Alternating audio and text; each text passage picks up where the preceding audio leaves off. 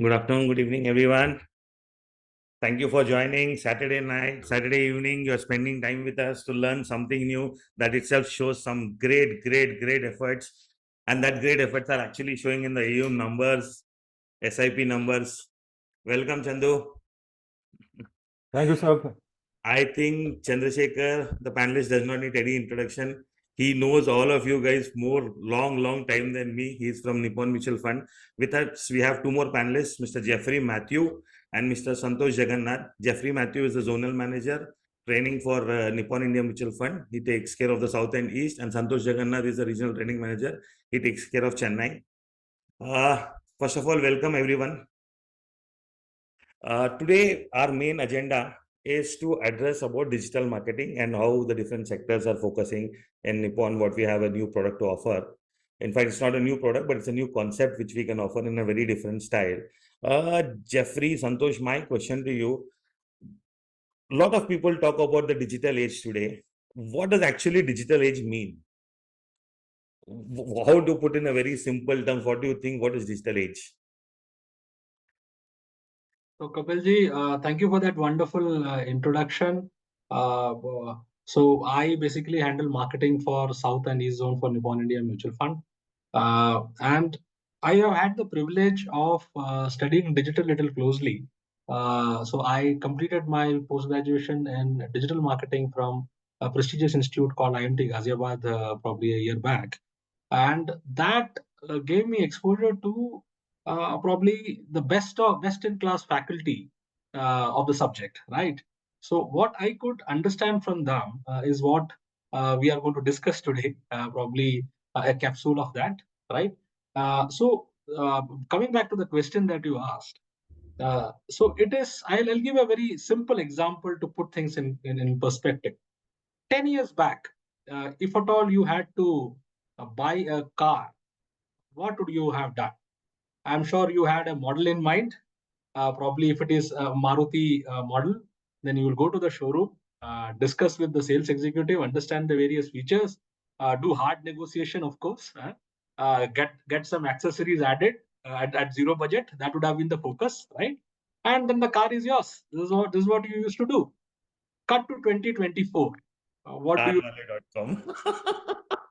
So you have no choice. What happens is even if the budget is fixed in your mind, you probably have a model also in mind, but still you will go on Google and check and compare. And many a times it so happens that your ultimate decision gets influenced by the information that you get from social media or digital, so to say, right? So that is the biggest difference which social media and digital is bringing to our lives. Cut to our industry, right? So this is something which I had a discussion with the professor of mine when I was doing my course, and he could relate to this.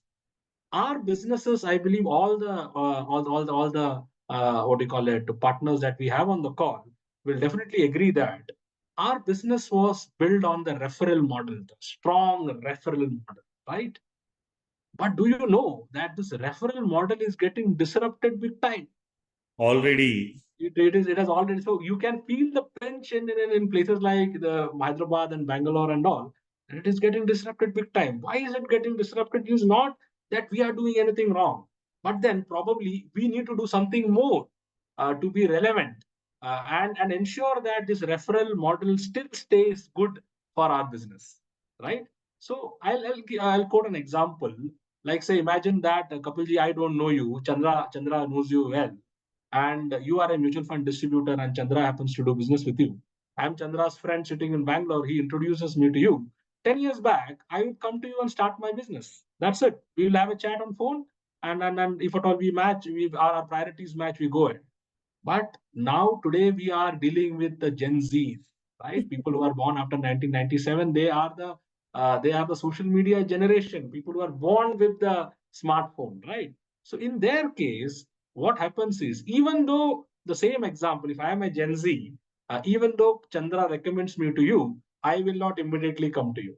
The first thing what I will do is I check about you on social media, and you as a mutual fund distributor don't know where I'm going to check about it. It's my convenience. I might I might find Google comfortable, I might find Facebook comfortable, I might find Insta comfortable. It's my choice, right? And what happens is there is another big issue with the Gen Zs, right? They don't communicate. So they might tell you that मुझे लगा कि आप मेरे को service नहीं कर पाओगे. They will keep silent and you lose the business. True. Point number two, there is a lot of unsolicited noise in the industry today. People who are not qualified to comment anything on stocks or stock market or anything are bombarding our customers, our clients with videos and messages and all. You don't have a choice to stop them, right? You True. cannot make your customer deaf to it, right? So then what happens is, then the only solution left with us to survive is to increase the decibel of our noise, right? So that is the context which I'm looking at this session with. What do you call it? With our audience, if at all is able to grasp this burning issue and take right steps in that direction, I think we are. One more question, even before we start this session, I think Santosh, you can also put some light.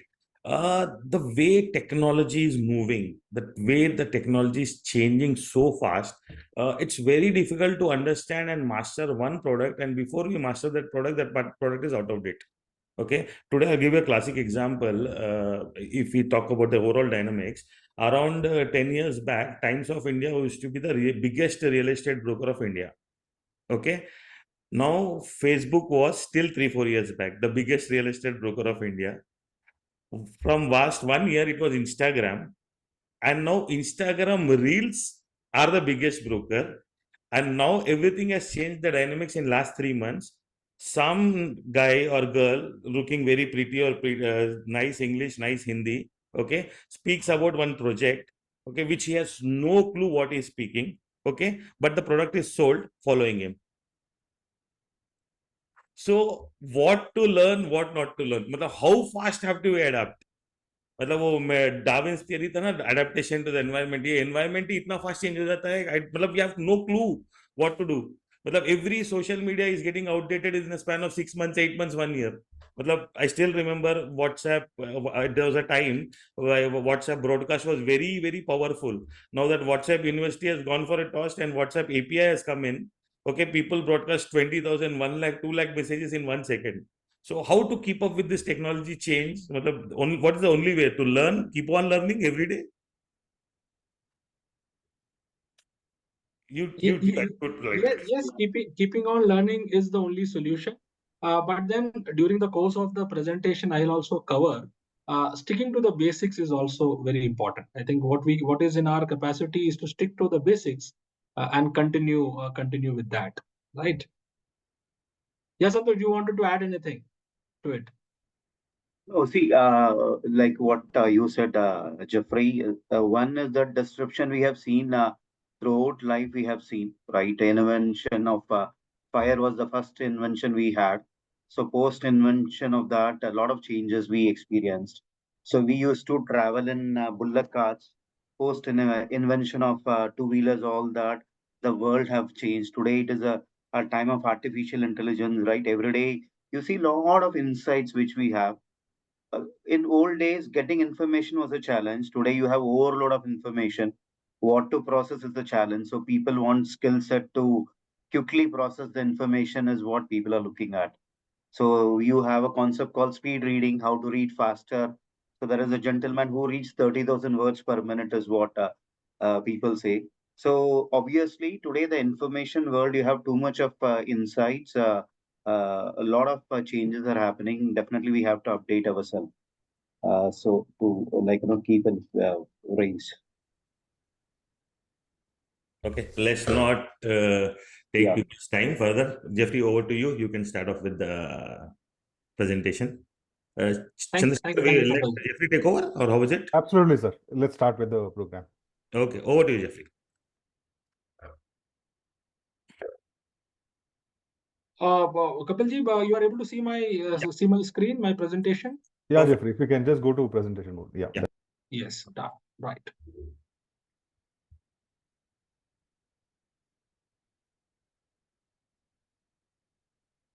Right. So today's topic is something which is very interesting for all of us. I'm sure this is one topic which basically builds in a lot of curiosity, right? Leveraging social media for business growth. Okay, so rather easy, such an easy line, but then when you as Kapilji was pointing out in his starting talk, that there are certain things which we need to understand and how we can move forward. So the understanding is that, see, I am not a very big fan of what do you call it, presentations over Zoom, because what happens is you don't get to know the emotion of the audience, and what do you call it, that sometimes create a gap. So what I would prefer is that I would want the audience to be participative. Please unmute yourself if not that is possible, or at least on the chat, if at all you give responses, then we can have a very nice session, right? So Sorry, my Jeffrey, first question. the audience cannot unmute. They have to put the questions in Q&A or the chat box. Perfect. Take it. Done. So, my first question to all of you is social media important for your business? But then now, with the initial discussion that we had with Kapilji, I'm sure all of you would have come to understand, and I'm sure beyond doubt, everybody knows that yes, social media is important for your business, right? So, as a digital expert told me, which I quote in my presentations, I'm sure it is very relevant. Social media is that fast moving truck on the highway. It's a fast moving truck on the highway. You have two choices. First choice is you do nothing, stand in front of it, and come under it, right? If at all that was a choice. The second choice is make an effort to get on the truck, make an effort to get on the truck, and then move along with it. And I strongly feel that is the way forward for all of us. That is the way forward that we should do. We should get on that truck. We should get on that truck and ride on that highway and meet our business objective. So yes, social media is important for our business. The next question which I wanted to ask you is, what is the biggest threat to your business? Have you ever thought what is the biggest threat to your business? Is it that you might become irrelevant in the future? Is that a threat? Is do you have nurse these thoughts in your mind that the social media or business acquisition through social media is going to devour you? You might not get business in future, and the online players will basically take that business. Is that a threat that you have, or you have in mind that social media will equip the end user, the client, so much information will be given to him that he will go direct. He will not want to come through a distributor or sub-broker. Are these threats to our businesses? Are these fears that we have in our mind? If so, I think let's go further into this presentation and understand how we can how there is a beautiful opportunity lying, and these threats are nothing. We can surely overcome it, right? Are you familiar with this guy? So there is a person who is what do you call it, writing on a counter, standing in a counter. So I am going to initially I wanted to introduce you to this guy, but I'll do it now. He is Murli Anna. Okay, who is Murli Anna? He is basically a retail shop owner who have, say, a small retail shop in front of my apartment, right? So we were talking about threats in the previous slide. Let me tell you the threats Mr. Murli faced in last 20 years. Okay, so I met him in about 2004-5 when I moved to Bangalore. I used to go to his shop and buy stuff from his shop. Right, I still do that. Right now, Mr. Murli in 2005-6 was very worried because that was the time when the retail boom happened in India. All of you are aware that is the time when retail giants like Big Bazaar, Spar, your Walmart, everybody entered India, and there was a retail revolution in India. Right? People used to love going to hypermarkets and supermarkets and shop from there. Murli Anna was very worried that my business will end with this, with more and more stores coming in my neighborhood. It is a possibility that I might not be able to survive in this business. I'm sure all of you could relate to the fear which Murli Anna had in his mind. This is very similar to the threat that we are as of now nursing in our minds, wherein we are fearing that will our businesses survive in the future times, right? So 2006-7, he used to struggle, but then still he managed to pull through. Then about 15-16 to 2015-16, and then closer to COVID, there were a lot of online players who had come in. Now you have grocery distribution done by everybody. Dunzo used to do it. There are some local players. I'm not even mentioning the big players like, say, a Big Basket or a Blinkit or a Zepto. All these people have come in, and what they have done is they have now currently become a big threat to Murlian. His business is surely going to be impacted. Is what he felt when all these players come in. Now understand the threats that this man in Bangalore who is owning a retail shop is facing. He in 2006-7 he was hit by the retail boom. Now he's affected by the online digital what do you call it digital boom, right? Ideally, what common sense will tell us is that this business would have ended by now. But then the story is that is the opposite. Is that what has happened with Murli Anna? No. I'm sure you would have seen retailers in your neighborhood who have survived this test of times and are still doing better, still doing well. The way they used to perform in the past, I'm sure they are continuing to do so. What was the reason? The reason was adaptation. They adapted to the change. Now, if you see in the picture, you could make out what he is doing. Nowadays, all the grocers, the local retailers, they are ready to take orders on WhatsApp.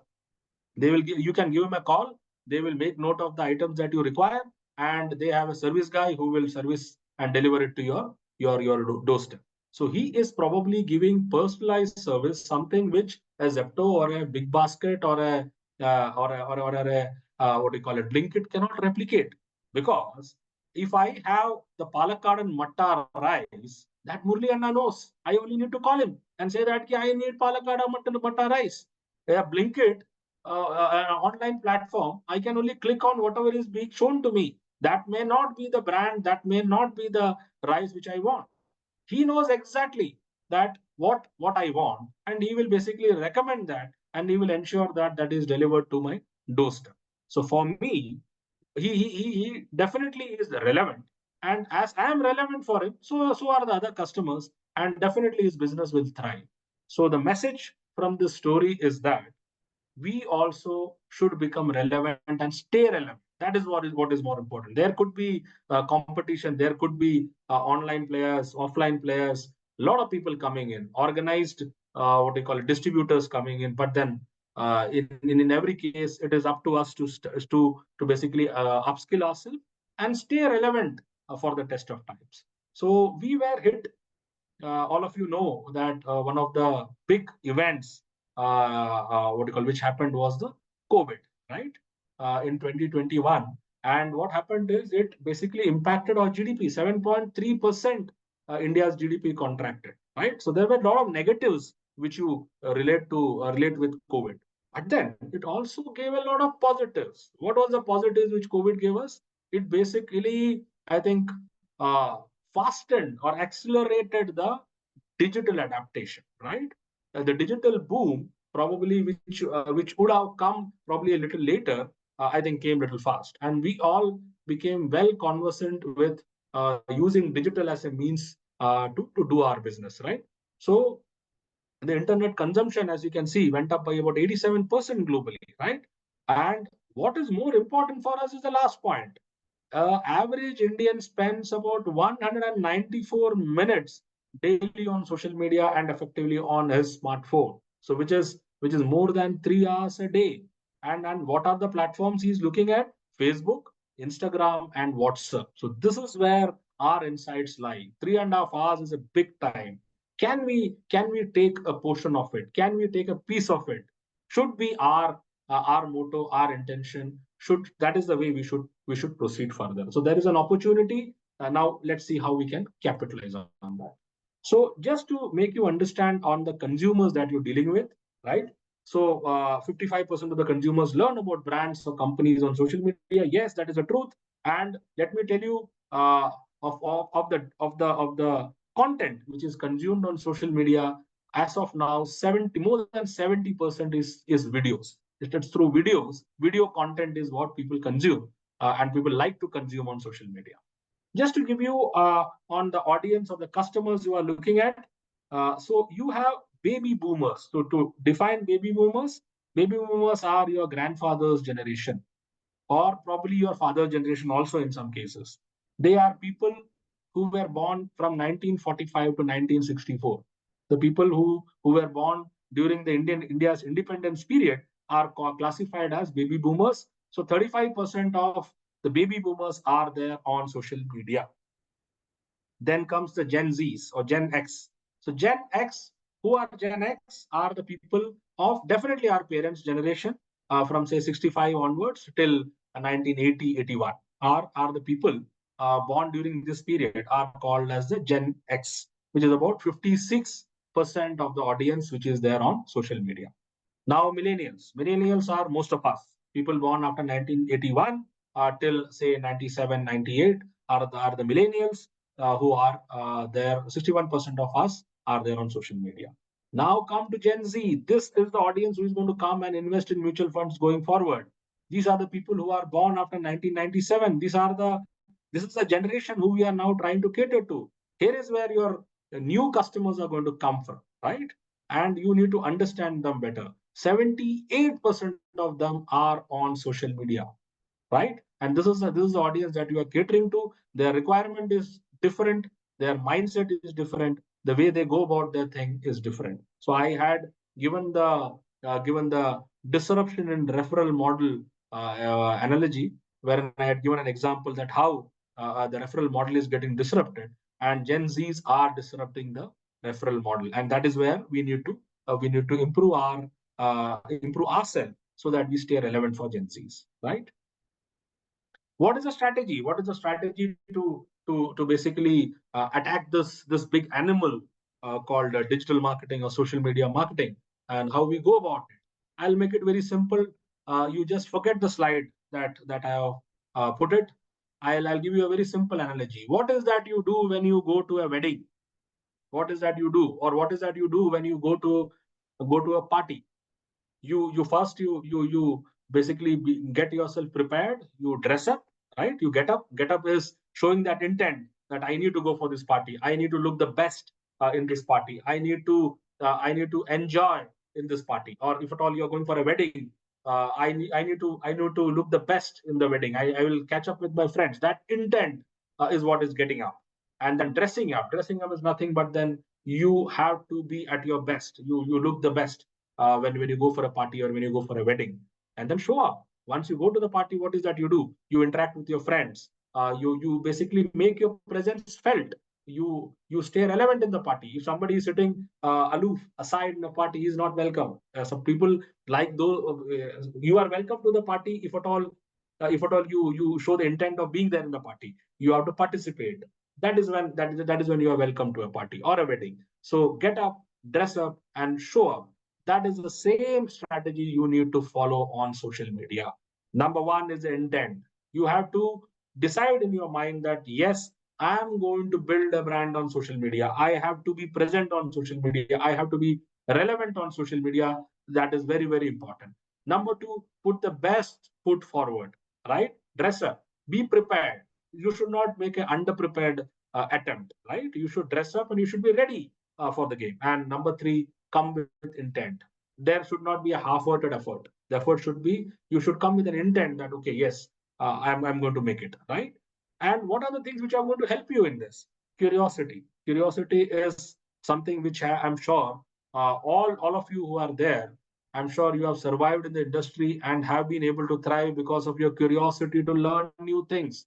Whenever a new product comes, whenever a new NFO comes, don't you put extra efforts to learn that from your RM, to understand that product from your RM? That is something which I believe in the mutual fund industry is inbuilt in us, right? Can we use the same for learning social media?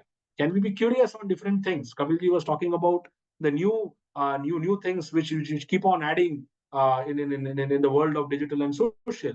Are we curious enough to understand that? Are we curious enough to learn? Now, curiosity can, if at all curiosity in the right direction, can build capability, can build relevance. How? When you are curious, you will learn, and when you are learning something, you are building your capability, right? You become more capable, you become relevant, you become relevant to the times, right?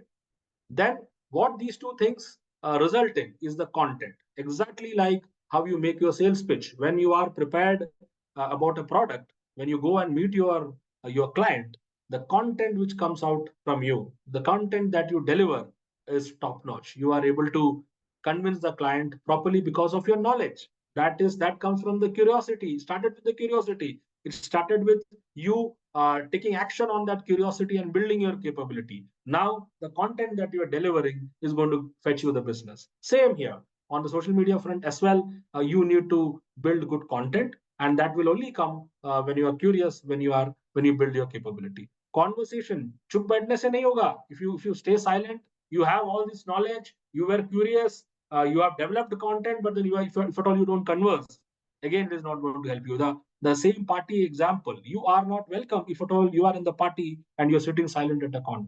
You are not adding any value to the party. The party becomes a party when individuals come and interact with each other. Same is the case on social media. You have to converse. You have to aid conversations, right? And at the end, most important, connection. You have to connect with people and then take your journey forward, right? So please remember this strategy. Very simple. Get up, dress up, show up, and that is a strategy which is going to surely make you a winner on social media, right? There are some prerequisites, right? So rather than going on the slide, let me give you some examples. Start with a good profile picture. I see most of you having a Facebook account, but when I go and see on the Facebook account, you might have put a photograph of you partying or probably enjoying a holiday in Goa. मेरा भी अगर आप WhatsApp profile देखोगे तो एक गोवा वाला shirt में पहना हुआ हूँ, ठीक है? That is not what is recommended. When you have a company car, what I strongly recommend is that you have a profile, that is fine, but you should build a Facebook or you should have a business page for any social media platform that you are trying to be on, right? And in that, it is a professional setup. You are there to service clients, you are there to sell products, so that professional setup should be visible and evident in whatever you do. And the most critical part to that is nothing but having a good profile picture, right? And what do you call it? Whatever you have on that platform should be professional, should be simple, should be consistent, right? I'll show you an example, right? I am showing you the example of a partner from Chennai. His name is the company's name is Purple Pond, and this is Mr. Servanan, right? I think he is about 400 crores AEM and is based out of Chennai. You see, yeah, there's a perfect example. See the photograph that he has used. There's a perfect professional photograph. Jeffrey, sorry to interrupt. I think the screen is Kanchi. not shifted. Yeah, it's the same presentation that's still showing up. Is it so? Yeah, so you have to share the screen, the other window. Is it visible now? No, not yet. No, the prerequisite is showing. Just 1 minute. Give me 1 minute. Yeah.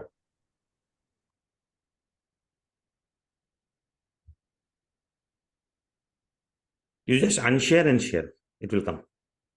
Okay, unshare. Stop share, I mean, sorry.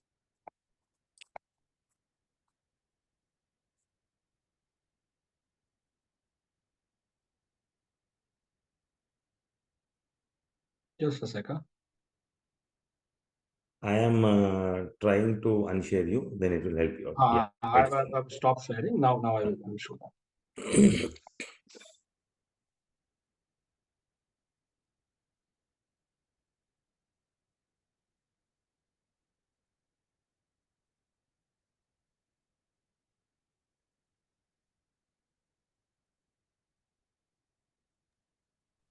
Is it visible now? No, not yet. Now I think it should be visible, right? Yeah, yes. Right. So this is the profile page of Mr. Sarvanan, who is from a company called Purple Pond. A perfect example. This is why I picked this example. See the photograph that he has used, a professionally done photograph when he's wearing a blazer, and he has done his photograph at a certain angle. Santosh knows him very well. He's a nice speaker, but then see the way he has done his profile. And then also see what he has written about his company. Precise, to the point, he means business. He's saying Purple Pond is a principle-based organization founded by a group of professionals with an objective of building financial abundance for its customers through a comprehensive, process-driven, well-researched, disciplined, and systematic route. Simple, precise, to the point. He talks what is that his clients can expect from him. This is the way you should be doing probably a profile whenever you are on any social media platform, whether let it be Facebook or let it be your website, wherever it is. Make it simple, but then it is good that you use a nice professional photograph instead of using a what do you call it a photograph of you holidaying somewhere. This is the kind of photographs which you should be using. Very, very careful. It gives a very good impression. Chandra, if you can confirm, I'm back to my PPT. Is it visible? Not yet. You'll have to unshare and share again. Right.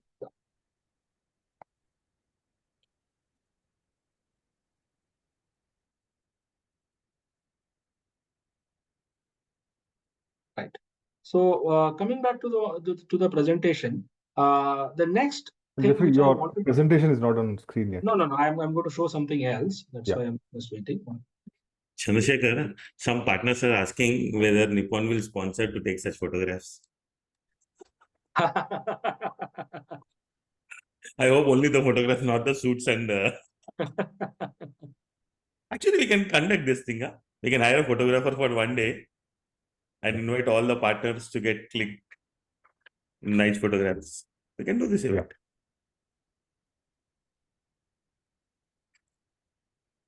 I think some AMC had done this before.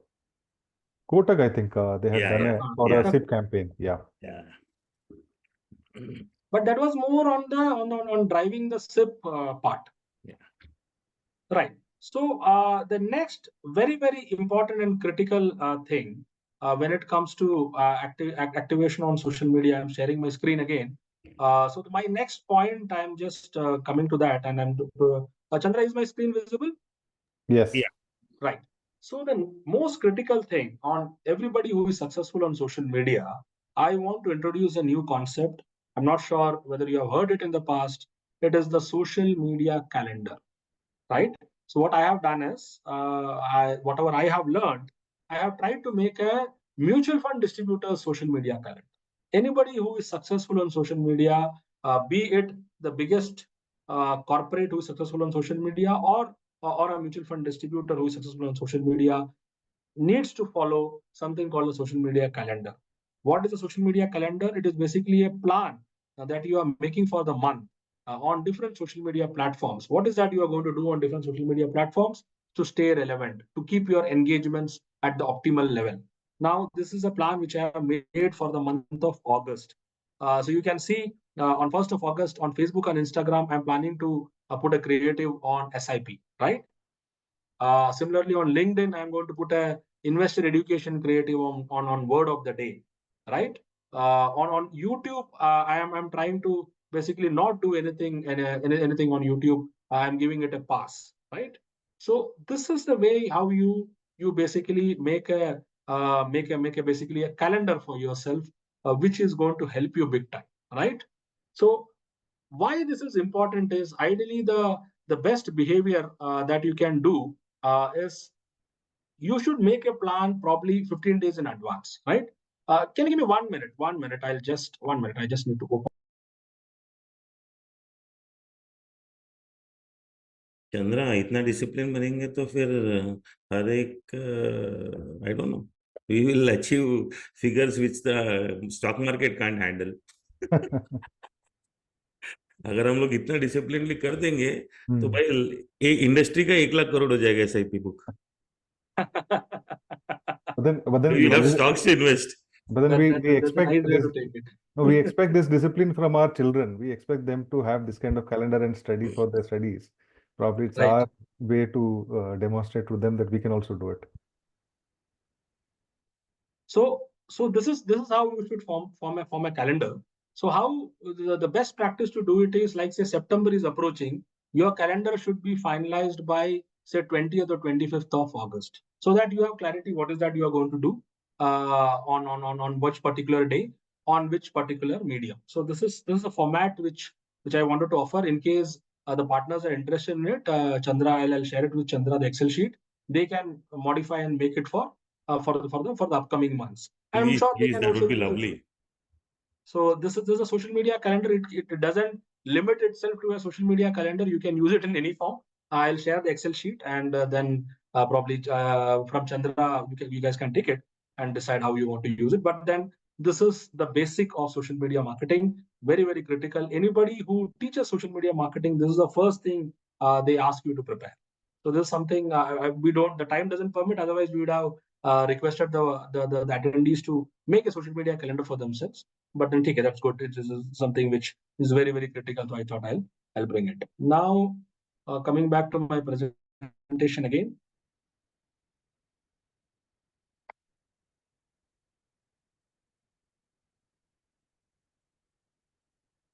Right. So the next thing which I wanted to cover.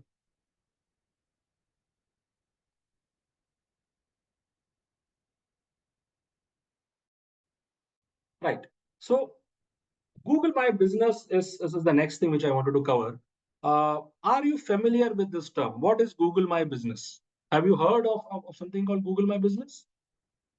I'll simplify it for all of you.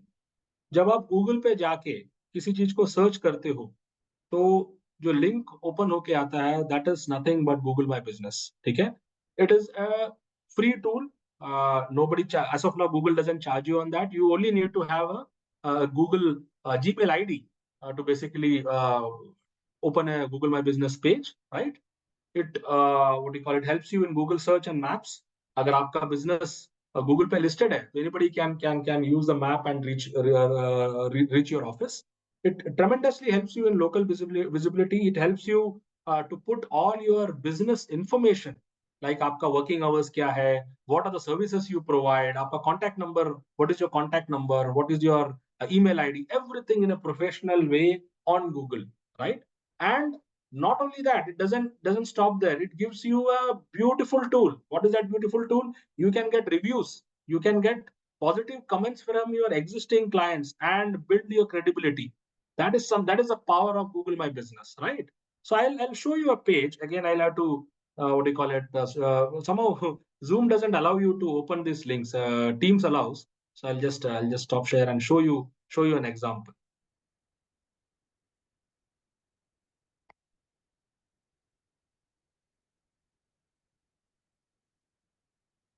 When you select the share, right? Though on the bottom there comes a common share. Instead of selecting a window, if you select the share button, then it will share your entire laptop. Whatever screen you are opening, it will open. It will So open. shall I take? So you're saying common share? Yeah, there's a word called a share at the bottom of the window when you press the button share. Is this a thing? Yeah. So now I can see everything what you can see. Right, great. So this is Google My Business. So Nippon India Mutual Fund has 200 plus branches across India. Wherever you go and put the name of the branch, you will get that listed on Google.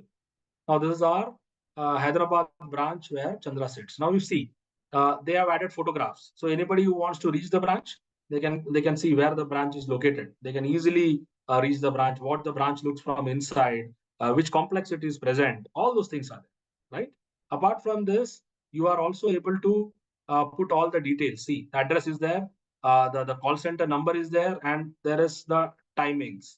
Sunday it is closed. What do you call it? Today is Saturday, again it is closed. Monday, what is the timings they offer, operate, everything is mentioned there, right? Now, here are the products. As of now, sector and thematic is the focus. You will see sector and thematic all over our page. So anybody who visits the page will get to see these creatives as well. Will you believe that it is a free service? Google doesn't charge you anything. You can do it. If at all you are not doing it, you are missing out big time when it comes to business marketing, right?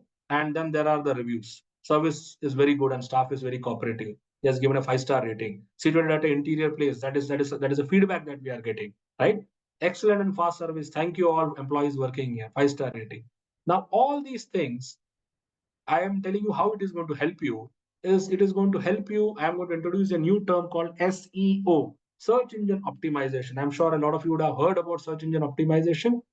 This definitely helps in search engine optimization. When you have good amount of reviews on your Google My Business page, when you have all the details perfectly written, then what happens is if somebody tomorrow comes in your locality, in your catchment, and searches about mutual funds, there is every chance that you will be visible.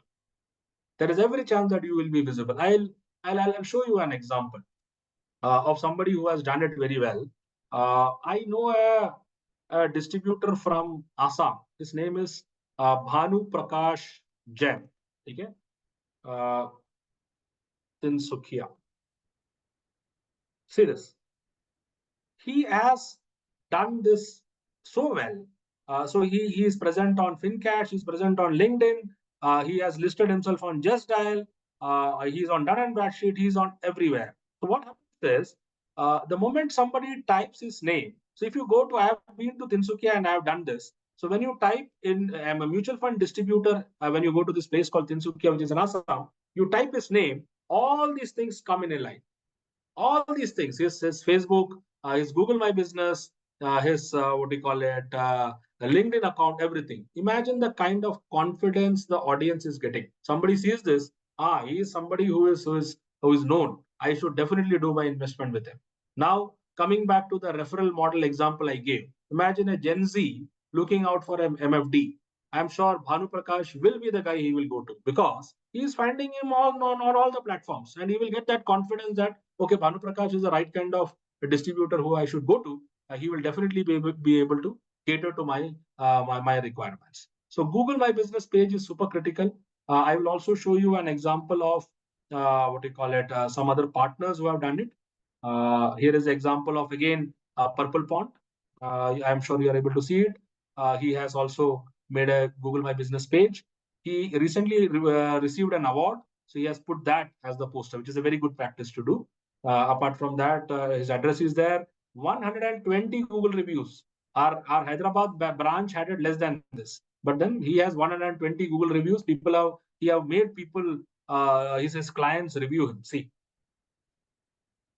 120 reviews are there. People have given good what do you call it, reviews about him. This builds a lot of confidence. और आप लोग ये कर सकते हो, इसमें कोई rocket science नहीं है. You have to just use your Gmail ID. Acha, now the current rules require that you have to be in office while you are making this account, because they request you to upload a video and a photograph of your business. So you have to be present at the business, at the location to register yourself on Google My Business and take benefit of this amazing service that we have, right? You can have your phone number. It's a tremendous must-have, is what I would conclude with. Okay, so Google My Business is something which we should definitely have. Now coming back to, I've shown you the examples of Google My Business. It is free as of now. Do it before Google starts charging it. This is the message that I wanted to give. Next is Facebook, right? Any guesses how many Facebook users are there in India? Any guesses? Any number? Anybody has in mind? 50 crore. 330 million FB users in India. India is the country with the maximum number of Facebook users in India, in the world, followed by US. 330 million Facebook users. Out of that, about 120 are from South India, right? Hyderabad, there are about 6 million users. Bangalore, there are about 10 million users. Chennai has about 5 million users. So this is the kind of number which Facebook has. Facebook, why anybody who is what do you call it, recommending you social media recommends Facebook, is because of the sheer volume of users on Facebook. Number two, why Facebook is very, very important for us is, ये जो audience मैंने बोला, they are in the right age for investing. Facebook came into being, became very popular with the millennials. Okay? And millennials are those people who are already investing, or who have the right kind of resources to invest, right? And most of the millennials you will find on Facebook. So definitely you should be there on Facebook. Coming to Facebook, it is I told you earlier that whatever you do, you should have a business page, whatever social media platform you are trying to be present on. Facebook business page is very critical. I am showing you 3 examples. One is Mr. Praveen Agarwal. He is a very senior partner, about 400 crores from a small town called Siliguri. आपके हैदराबाद का 1/4 भी नहीं है, या आपके बैंगलोर का what do Jeffrey, you call it, you might have to half check. भी नहीं. Yeah, Jeffrey, sorry, you might have to check your screen. We are still on the Google business of Purple Pond. Now visible? Yeah. Right. So Mr. Praveen Agarwal is the example that which I'm showing. He's a partner based out of a small town called Siliguri, right? See the kind of followers he has. He has 6.3K followers, or 6,300 followers on his Facebook business page. And there is an upcoming webinar which he is doing. So he has used that as the poster or the banner on his page. Similarly, I'm showing you the example of Purple Pond. He has about 1.1K followers. This is the way how you should be doing a Facebook page, a professional photograph or your logo. In case you don't have a logo, you can always use a professional photograph here. That is a prudent way of doing it. List down the services that you give. See, Purple Pond's example is the best 360-degree financial planning solution, risk mitigation, tax planning, retirement.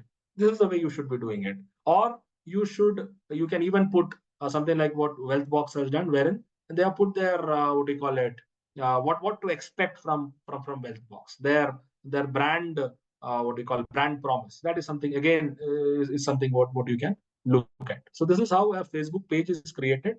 It is very simple. You can build your Facebook page from your profile. That is fine, but then have it for your business, right? It is always recommended to have it on in the name of your business. In case of Praveen Agarwal, his business is called Praveen Agarwal Empowering Investments. That is how he has positioned himself. So that is why he is using the name Praveen Agarwal Empowering Investments. Right. That is also a strategy. That is his branding strategy. Right. Quickly, what do you call it? It takes time to basically train you on how to do Facebook ads. But then the basic thing what you should do. Let me cover the basics. One very important thing. How many followers? You should all ask yourself this question. How many followers do you have on your Facebook business page? All those people, I'm sure few of you definitely will be having a Facebook business page. How many followers you have? Let me give you a very good mantra on how Praveen Agarwal or Purple Pond or Wealthbox built this audience, right? Most of these are their existing clients. When what you should be doing is, you are seeing this three dots next to call now. When you click on this three dot button, you will get something called share your profile. You can share your profile on WhatsApp. You can share your profile with anybody on WhatsApp or through any means, through message. What you can do is you can ask them to follow your page. That is, so when you click on this three dots button, just above share, you will see a button called follow me. So the moment you like in this case, you are seeing that a blue color is coming in Praveen Agarwal, but in case of Purple Pond and Wealthbox, it is not coming because I have liked this page, right? Similarly, when I follow his page, it will be seen. So when you follow somebody, you will get the creatives or you will get the content that he is posting. So the first step to your success on Facebook is to build your audience. More the audience, better it is. And how you can do it is, you should connect your relevant audience, and the most relevant audience for you is your existing clientele. Please, whenever you meet them, whenever you are doing calls with them, request them to follow your Facebook page. That is how you are building a community on Facebook. That is how you are attracting people to stay there on your page. You can stay connected with them. You can provide information through Facebook. And what you are doing in the process is, you are not only reaching out to them, but you also stand a chance to reach out to their contacts and their friends. Right? Imagine that tomorrow I am one of the investors with Purple Pond, and I like or share a content which Purple Pond is sharing. And Chandra, who happens to be my friend but not connected to Purple Pond, sees that. Immediately, he gets a connect with the brand called Purple Pond, because he's saying, okay, Jeffrey is utilizing or using Purple Pond. So definitely, he is something. Purple Pond is a firm which is very good, right? So that kind of a confidence the new customer who happens to be a contact of your existing customer gets. So this is a tremendous platform, Facebook, but you should use it in the right way. These are the basics that I'm talking about. Number two, the second basics before we get on to the ads is to post good quality content. People always keep asking this question, एक दिन में कितना posting करना चाहिए? There is no limit to it. If you ask Facebook, they will say 7, 8, 9, 10. So I would put it in a way, stick to the calendar, whatever your time permits, whatever you can, whatever good quality content you have, which you can post on Facebook, that number is good. Slowly try to, the most important thing that you should keep in mind is to stay relevant and keep posting content so that your Facebook page keeps engaging with your existing clientele and also attracts new followers onto your page, right? Now coming to what do you call it, doing a Facebook ad. So I'll quickly run through this because the objective is not to what do you call it, as of now, do an ad. But then let me tell you, you can always search on Google and find these steps on how to what do you call it, how to basically promote yourself on Facebook. This, let me tell you, is a later step. I'm sure the first two steps that I have told, that is number one, building an audience on Facebook, your existing clientele, and number two, consistently posting content. Once you achieve these two goals, I strongly believe that is when you should move into ads. You should not, so people jump the gun, they directly go into ads. I don't think that is the right strategy. First you should have audience, because then what happens is the Facebook algorithm works in a different manner for you, right? And then number two, keep posting organic good quality content, and then when you find an opportunity, you can always do ads. For small businesses like yours, the best strategy on Facebook I would recommend is videos. What you should be doing is, why videos is more than 70% of the content which is consumed on any social media platform as on today is in the form of videos. Whatever content you generate, videos are easy to generate. If at all you are a good speaker, a decent speaker, if you can train yourself, if you can put some efforts, you can easily do videos. What I recommend is do videos, right?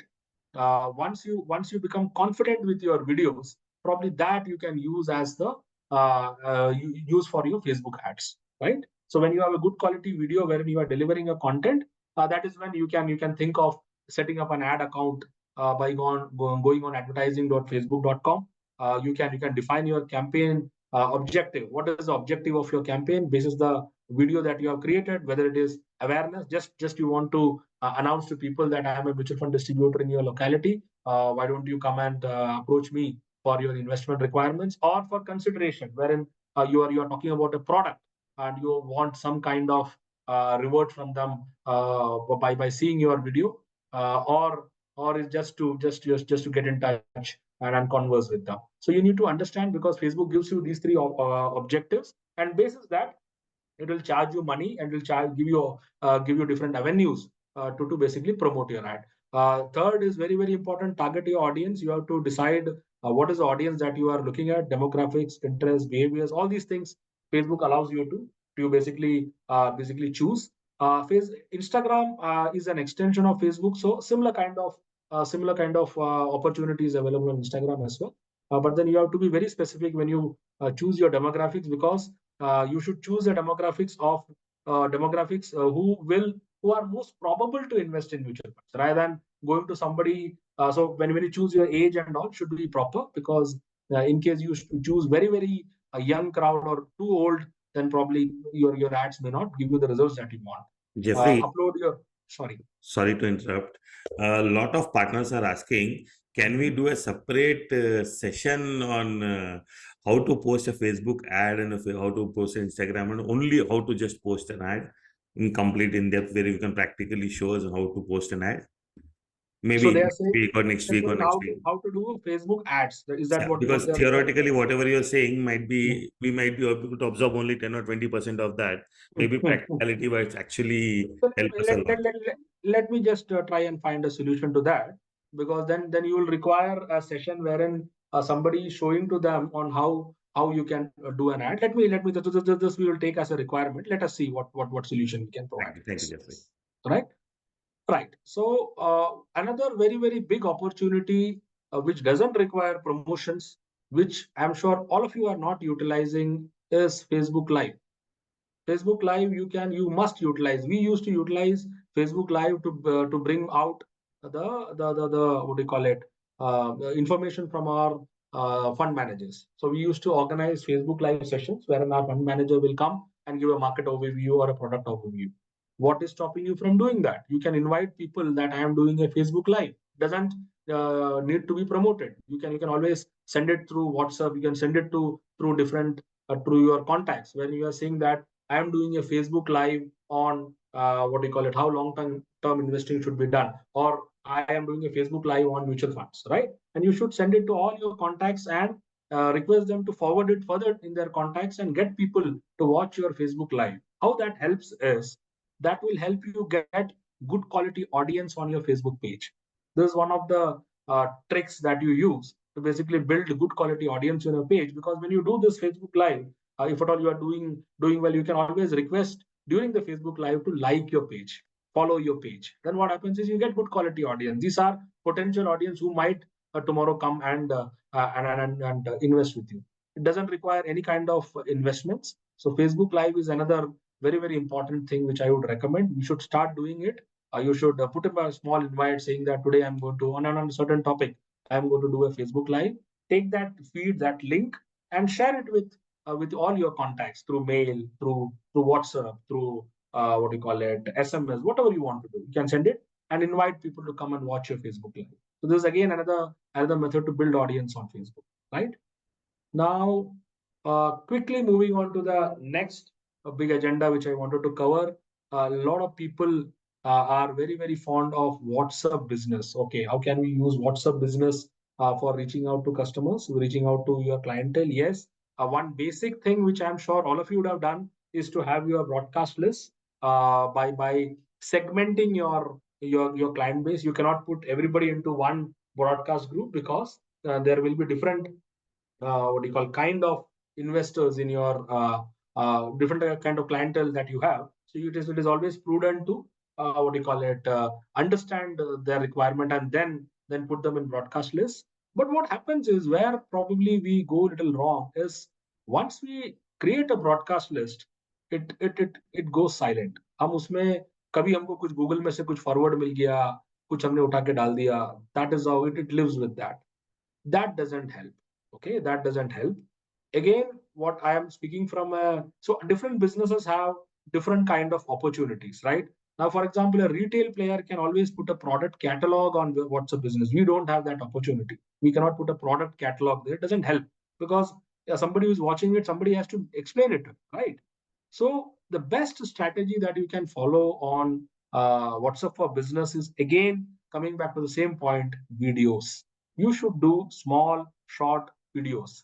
Some people even use voice messages, but then I still feel videos are a touch better because uh, one of the objectives we are setting out to achieve through social media is to build your online reputation, right? Your reputation in the market has fetched you business all this while. To stay relevant and getting future business, you need to be relevant on social media. You need to up your online reputation, and the best way to up your online reputation is through videos. Why? Because your reputation in the market is function of two things. Number one, your knowledge. Number two, the service that you provide. I'm sure all of you will agree. It is if somebody comes and invests through you, number one, because you have knowledge, and number two, because you're providing excellent service. Now, it is a big challenge to communicate these two things through social media. How will you do that? I strongly believe the only way to do that is through videos. When you are sharing some good information to people, that showcases your knowledge. When you are bringing out content wherein you are discussing on different topics, that again shows the range of knowledge that you have. And the way you are presenting, if at all you're using a very nice tone, you are speaking to people in a very polite way, that also gives the potential clientele a reflection of what kind of service they can expect from you. So I believe video is one of the brilliant tools that you should use, not only on Facebook but also on WhatsApp for business. Again, WhatsApp for business allows you to target and send what do you call it, messages exactly like Facebook for business. Facebook business page, which you can use for driving your messages. Similarly, you have WhatsApp ads. Okay. Again, you have link ads, you have image ads and video ads. These are the kind of ads that you have on WhatsApp for business. Link ads, the objective of link ads is to drive traffic to your website or landing page. So in case you have a website or you are trying to collect some leads or information, link ads can be used. Not strongly recommended for our kind of requirement, because it is more used to drive traffic to your website. In your case, it is the requirement is different. Image ads, I'm sure all of you are using. The third one is video ads, which I already spoke about. This is the best way forward for all of you. Video ads is the simplest to do. You don't require any tech to develop video ads. Nowadays, the phones are good enough. You can do videos and basically post it on WhatsApp, use it on Facebook, use it on any other social media platform. What do you call it? As your requirement may be. Again, it gives all the targeting options which a Facebook gives: demographics, interest, behavior, your audience, all those things you can of course what do you call it target on WhatsApp ads as well. There are two ways of doing ads. There is something called cost per click (CPC) method, and there's something called cost per thousand impressions, or the CPM method. Right? This is true not only for WhatsApp. This is also true for Facebook. This is also true for Instagram or any social media platform. It works on two ad pricings. One is cost per click, and second is cost per thousand impressions. So you pay for cost per click, that every click somebody makes on your link or on your video or on your content, there is a certain amount which gets deducted. Or you are saying that okay, you show it to everybody. When you reach 1,000 views, that is where you charge. So both the options are available. You can choose depending on the content that you have. So which one to use will depend on what is the content that you are trying to use on social media. It will depend on that, right? Ad creation, again, we have a Facebook Ads Manager. Similarly, we have a WhatsApp Business API, and through that we can create ads, and we can make use of it. There are three prerequisites which Facebook mandates. Number one, you should have a Facebook business account. It should be a verified business account, so to say. Number two, you should have Facebook Ads Manager. It basically helps you to do Facebook ads as well as WhatsApp ads. And number three, you should have a business phone number, a verified business phone number on WhatsApp. So these are the three prerequisites which is a must-have if at all you want to go this WhatsApp ad and Facebook ad route, right? Coming to the next platform is Instagram.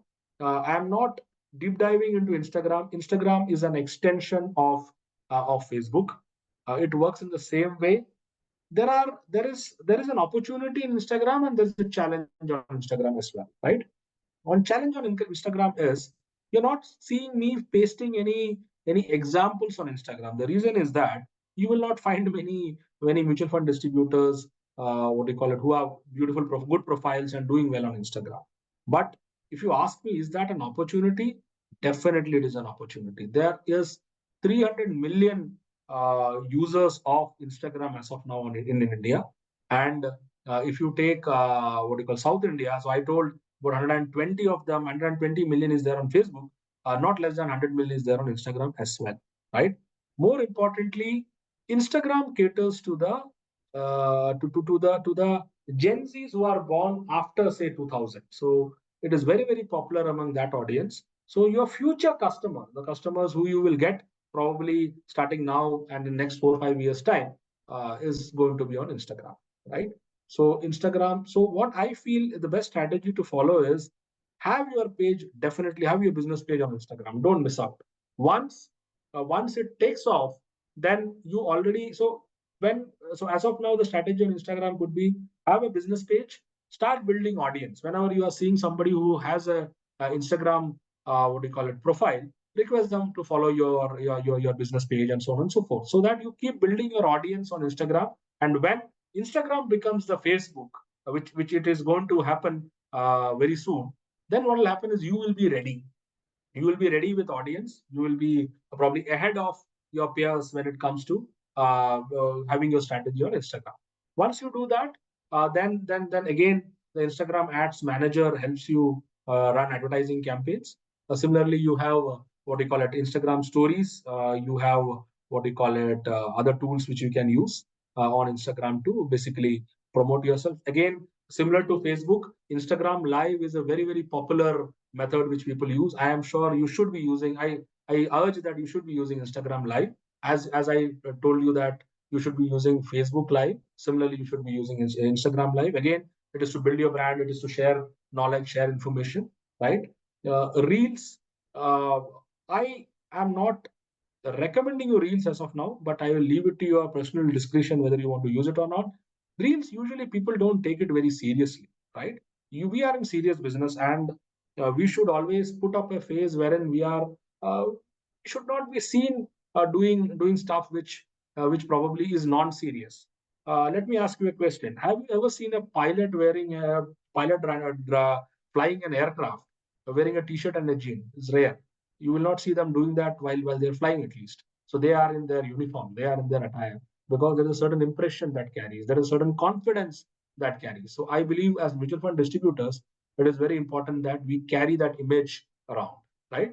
So there are certain avenues which you can avoid, but then there are certain opportunities which you have in the form of Instagram Live and all, which you should definitely use. Instagram IGTV is also an option if at all you have longer videos to play, right? But Jeffrey, if you Yes. see off late on Instagram, there are Mhm. a lot of AMCs who are making these reels, and they're Mm. pretty good on SIPs, on its almost I think 90% of the AMCs are making reels now.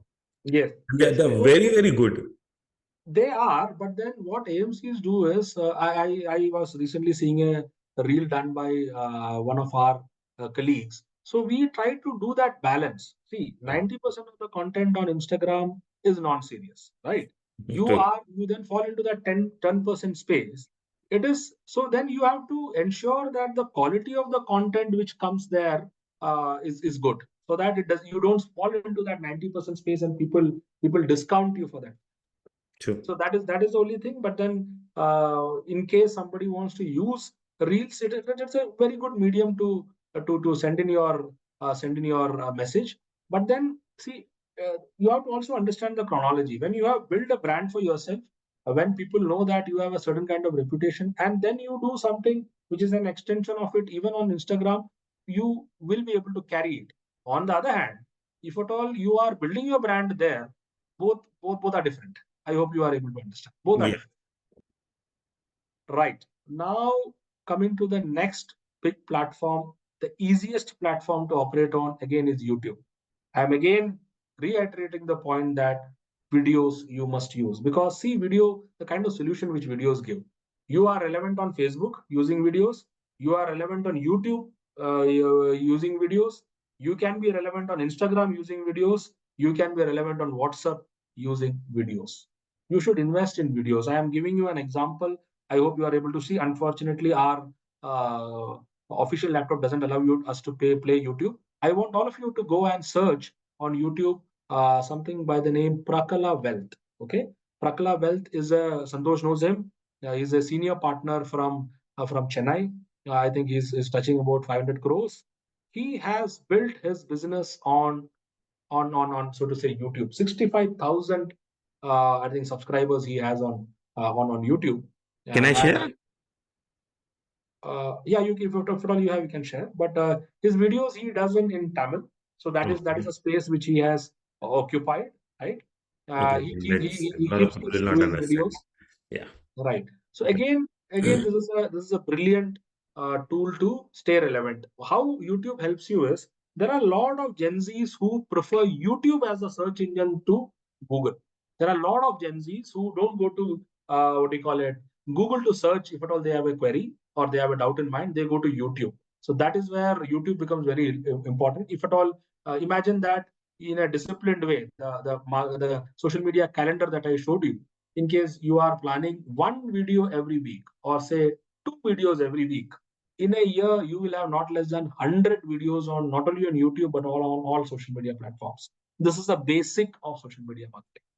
Two videos if you do every week on different topics, and luckily in our industry there is no dearth of topics, so you can always do videos, and then of course put on social media like YouTube and all other platforms to basically stay relevant. So tomorrow, if somebody searches you on YouTube, definitely you will be found, and that gives a lot of confidence because they are seeing your video. They are seeing you what do you call it, share good quality information, right? Again, YouTube has a live feature similar to your Facebook. You can always take the feed onto YouTube and do a YouTube live as well. Quickly moving on, LinkedIn. I am not deep diving into LinkedIn because the audience in LinkedIn and Twitter, I'll cover both together. Both is the least in India. LinkedIn doesn't have too much audience, but it is prudent to have a LinkedIn company business page. That's it. Why? Because a lot of professionals search for you on LinkedIn, right? So from a promotional point of view, LinkedIn may not give you the value for money. The kind of investment that you make, you may not get the results that you might otherwise get on a Facebook or an Insta on LinkedIn. But have a nice professional page on LinkedIn. Keep posting contents once in a while in case you are doing videos, in case you are you're having some good quality content. Keep sharing on LinkedIn. Definitely, you should have a page on LinkedIn, right? So that is a strategy which you can, as of now, use on LinkedIn. Coming to Twitter, Twitter has the least number of audience when it comes to social media platforms. Twitter is suitable for somebody who is a thought leader. I will be interested to follow, say, Kamal Hassan, or I will be interested to follow Rajnikant, or I will be interested to follow Sachin Tendulkar, something like that. So Twitter works there. You can always have a business page on Twitter, but then Twitter may not probably get you leads. It is not a platform to get you leads. It is not a platform to basically market yourself. But then, in case you are good at creating thought-provoking content yourself, you are an opinion leader, then definitely you should be there on Twitter. You should make use of that skill that you have. It is not the platform; it is a skill that you possess to use good quality. What do you call it? If at all you are an opinion leader, you are a thought leader. Then yes, Twitter is something which you can look at, right? So I have tried to cover all the platforms. We the constraint of time doesn't allow us to get into the technicalities of it, which is a proper training, which is a proper course wherein people will have to parallelly do stuff to understand how to put a Facebook ad or how to put a for the Instagram reel and all. So I think that's it. I would quickly run through our success on social media platform. This is just to what do you call it, encourage you to go the social media route. Let me tell you, we are the fourth largest AMC. All of us know that. But when it comes to social media, we have a market share of 51%. So this is called share of voice. Share of voice is a term which you should know when it comes to social media.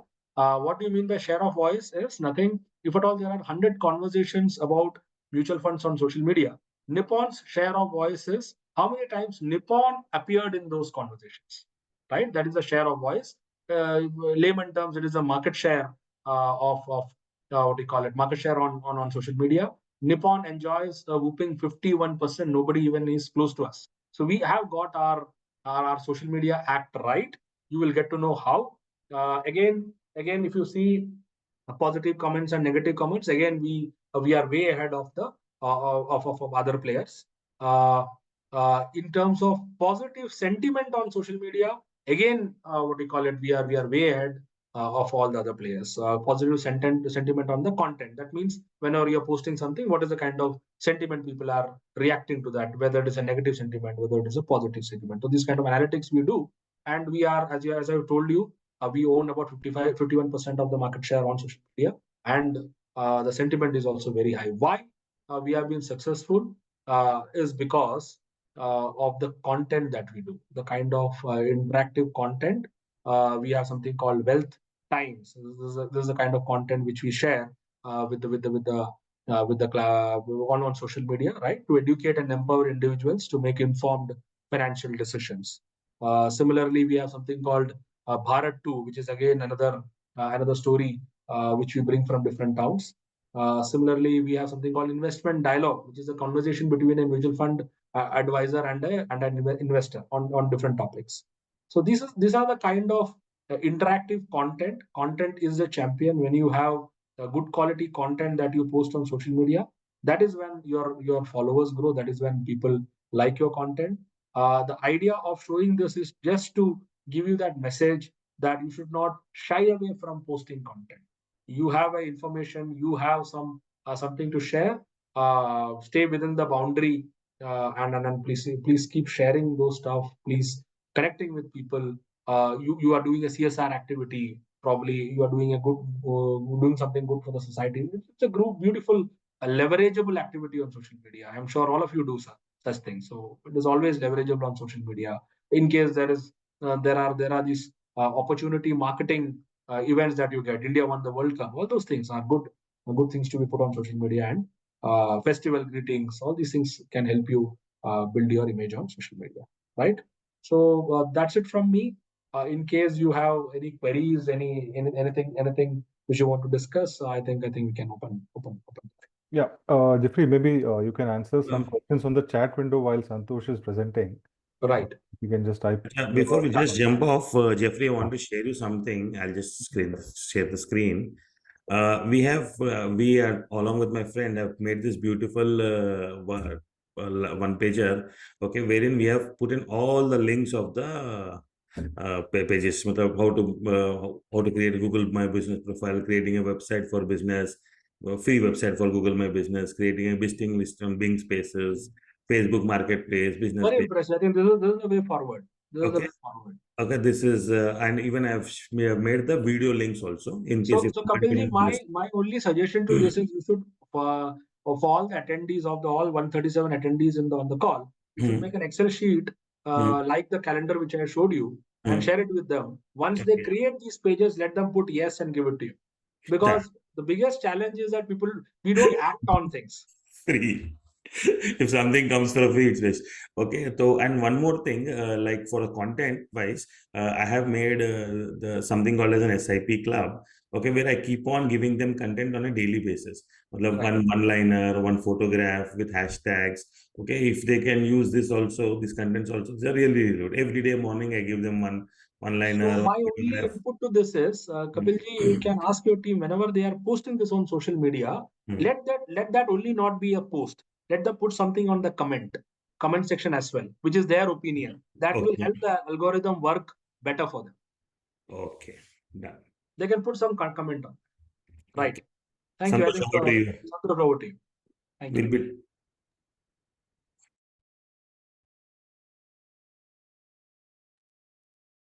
Yeah, Santosh, I think yeah. Okay. Yeah. 1 minute. Okay. Thanks, Jeffrey. It was a detailed, this one, thought-provoking insight. A lot of insight for me also, a lot of learning. So this is going to be on continuation to that. We are going to look at what opportunities we have when it comes to in the current trend is what we are going to look at. So what is the time I can look at, Chandra, sir, Kapil, sir? Yeah, 15 to 20 minutes, Santosh. Okay. Yeah. Okay. See, if you look at in the current trend, we are going to discuss about a few sectors which is more relevant on today's context. There are certain factors, macro factors, which is supporting this trend. One is predominantly demography. We all understand the population strength of India. See, one of the core strength what India has as a country is that we have the youngest population in the world. And if you look at the average age of our country is around, median age is around 29. If I look at countries like China, which is around 37, if I look at countries like US, which is around 46, 47, 37, and Japan, all that is around 47. So the benefit what we have with the young population is one, which is going to sustain. So the working population is going to sustain. If I look at for next 30, 40 years, we still will have the same 60, 61% of working population, whose age would be in the range of around 60, 18 to 60. So the benefit of that for a country, one, if I have more amount of working population, the income level is going to be high. So more economic activity is going to happen. If you take a country like Japan, whose current age is around 47, right? So one, the challenge with the country, the number of people working or generating income is less. So because of that, the economic activity might be less. That is one. Second, the government have to come out with a lot of social responsibility where if the country is not making income, government have to spend more on that. And even tax collection for the country will also come down drastically. And not only that, the expenses would be skewed towards one sector, right? If my entire country is more towards 60, 61, my expense would be more towards my medicine and spiritual tour, all that. So the benefit of India today is that we have a young population, right? Out of 140 plus crores of population, right, we have close to around 80 crore population who can get into work. But out of 80 crore, there are housewives who are not willing to work. We have close to around 50 crore of population who are into working range. But there are a couple of challenges to that. One challenge what we have is the skill level of people. So predominantly, if I look at the employment today, out of 50 crore people, we have 8% unemployment, close to around 4 crore people are unemployed, and we have 46 crore people who are employed. So out of that, 50% is into agriculture, and one third is into financial service, and the rest is into manufacturing. So the challenge today is on the unemployment rate is one. If you take which is going to provide more employment is more of manufacturing. So slowly we are giving more focus to that. The focus on Make in India, all that is helping us. One. And second, skilling is also very, very critical. So that's why if you look at the new budget, the stress on skilling is given much, much higher weightage to that. So last budget, we discussed more on PLI, last couple of budgets. Now we are looking at ELI, Employee Link Incentive. That is what we are trying to drive on. So definitely, India definitely is in a good place when it comes to demography. Deregulations, we all know, post independence, we have seen a lot of changes. Initially, we were more of a socialistic country where most of the business were done by government, right? So initial days, and slowly, because of our past experience, slowly we started moving towards a capitalist economy. See, today the challenge for the country is that one up to 1990s, most of the business were run by government. One, it was more of a closed economy. No FDIs were part of India. So, right, we were only looking at government investments and very few private investments. Even if at all I want to start a business, I have to get license from government. So there was a major reform happened in 1991 called LPG. And currently we see a lot of reforms which were coming, which is deregulating the business, right? So we today we are looking at allowing FDIs to come to most of the business where FDI can be 100% in a lot of business, and the number of the industries where you have to get license have come down drastically. Atomic energy you have to get license, except 3 4 industries. Today you don't need to get license to start a business. So you see a lot of deregulation of business have happened, and even we have seen a lot of reforms in the country. So more on the taxation front, we saw a lot of reforms. More into direct tax, we have seen reforms from old regime to new regime.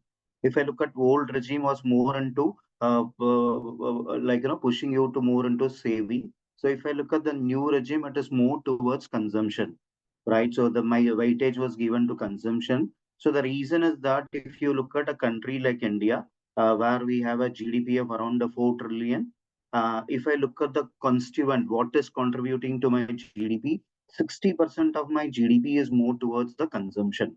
So the consumption may be because of government, consumption can be because of corporates, and even individual consumption. All put together, if I look at my GDP contribution, 60% is more towards consumption.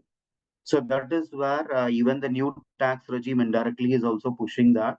And even we have seen a lot of changes in taxation on GST. Initially, we had a sales tax is what we had multiple tax. You had excise duty, which was into production. You produce something, you pay excise duty, then you came out with sales tax. So where you have a cascading effect, you will have multiple taxation basket of taxation on the same product. So because of that, the cost of product went very, very high. So then the government came with VAT, where you are only taxing on the value addition. Let's say I am selling a tea powder. Initially, we were taxing on the tea powder, tea leaves manufacturer. Then it went to a Hindustan Unilever, which is manufacturing the tea powder. So then there was a sales tax on that. Then it was sold to Saravana Bhavan Hotel. So they were selling teas on that. Also, you are having taxation, right? So as a customer, when you are consuming a tea, you are paying tax not only for the final tea what you are having at the time of production you are consuming, at the time of cultivating you are paying a tax. The amount of taxation was much higher. So post GST implementation, this cascading effect has been minimized. One. Second, there was too much of fragmentation as a country. If I look at on the taxation front, in India, in olden days, if you buy a hammam soap, you will pay a different price in Tamil Nadu. You will have a different price in Kerala. If you will have a different price in Bangalore. So different states, the taxation was different. It was not uniform. So this reforms are definitely helped in streamlining. Ease of business was much more beneficial was one. And not only that, even the amount of time you have to spend on toll plaza was much higher. So all this transformation definitely helped in ease of doing business one. Even for corporate to pay taxation. Olden days, for even for paying taxation, we have to stand in queue, right? So that was the benefit of digital, post digital, what Jeffrey were referring to. So today you are going to make the payment, all that in digital transaction, right? So a lot of reforms we have seen. So this reforms will have helped a lot of businesses. So the demography is helping us. Even the deregulations and reforms what we have taken have helped a lot. And today, we all know about the importance of digital economy, whatever business we are going to run through today. So predominantly, the transformation of the business happened to multiple level because of digital economy, right? Today, I can operate my business not only based out of Chennai, I can do across the country.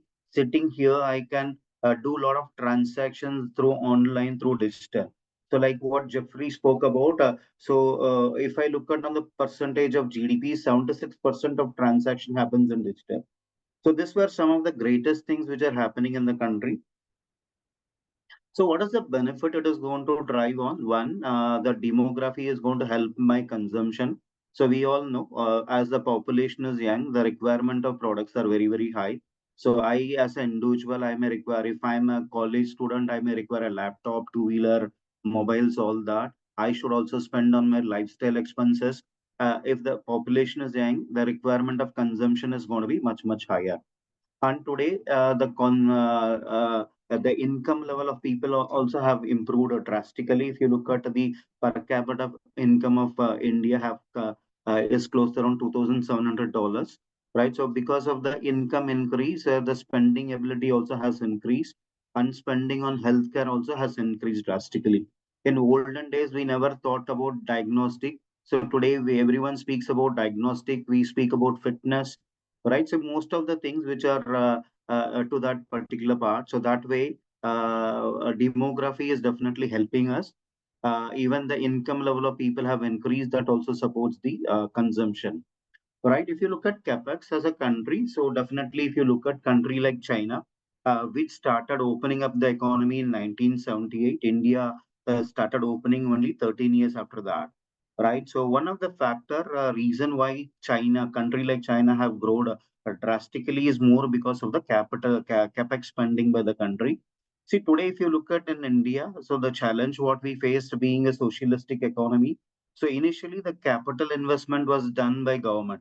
So imagine that every roads have to be laid by government, right? So private participation was very less, since there is no return, right? If a private businessman want to start a business, there should be some return. So initially it was done by government. The government was not able to build the capacity of the country. See, today the focus of capex spending is much higher. Government came out with a lot of projects on that. One is Sagarmala, if you look at. So we all should have heard about Sagarmala. We may not know what is the context of that, why we should have such kind of projects by government. I will just only speak about this.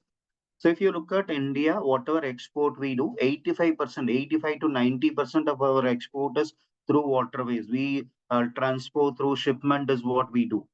But the challenge with India is one, if you look at go to any port, there is something called turnaround time. I'm going to a port, I'm going to load my content and unloading my content. Normally it takes 4 days in India, right? So today we started focusing on that. Today we have reduced it to 2.2 days. But if you look at country like Singapore, it is within 1 day. The TAT is only 1 day. And second challenge when it comes to port is that we don't have sufficient infrastructure, and we also don't have multi-logistic facility. Today, if I look at Chennai port, if at all I want to transport whatever I have downloaded to different this one, I have to go within through the city. So during daytime, I can't go within the city. So I have to wait for the night. Then I have to transport in the night. So we don't have connectivity of national highways to the port. We don't have connectivity of trains to the port. We don't have right. So because of that, what happens is that it is taking a lot of time. It is also consuming a lot of cost. So that is why this government came out with Sagarmala scheme, where they are looking at connecting all multi-logistic factors, right? If you take China, at least they will have three logistics at the same point. There would be a waterways, there would be a roadways, they would also have a train facility, so that the transportation is going to be much, much more efficient. If you look at currently India within the country, also we use more of road transportation, where if at all I want to transport a container, I can only do 1 or 2 containers on road transport, where the cost of transportation is very, very high. And not only that, it also time consuming. So today, if you take China 47% of inward transport logistic is more by waterways. So today in India, it is only hardly 6%. See, this government came out with the thought of giving more weightage to inward transport through waterways. If at all I want to transport something to Hyderabad, I want to transport something to Kerala, I can do through waterways, which is more environment friendly. Not only that, it is going to be much, much more economical. And second challenge, what we have when it comes to logistic, we don't have a dedicated corridor, right? If at all I want to go from Chennai to Bangalore and train, it takes 4 to 5 hours or 6 hours. But if you look at goods, it takes at least 1.5 to 2 days from Chennai to reach Bangalore. The reason is that trains, only passenger trains are given preference than the goods carrier. So we don't have a dedicated carrier to that. So government spending one on port is have increased drastically. On roads, we have come out with a lot of Bharatmala is more on roads. We are looking at 38,000 kilometers is what we are looking at as a first phase, right?